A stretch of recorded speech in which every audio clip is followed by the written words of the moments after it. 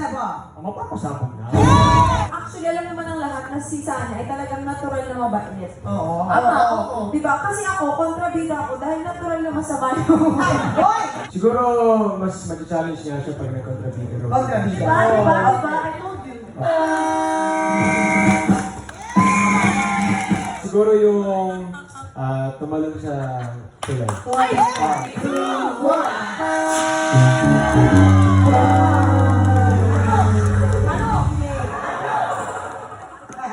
Sabi ko sa iyo. Kuya John, boy. Pwede, iniingatan ko yung pagtanong ko sa Nagsalita sa buong pelikula kasi ang role niya ito yung dalagita na may trauma. Kabogol Sabog in 5, 4, 3, 2, 1. Sobrang happy ako dito, syempre sa TikTok lang. Naka-experience tayo ulit ng sang tanong, sang sabog.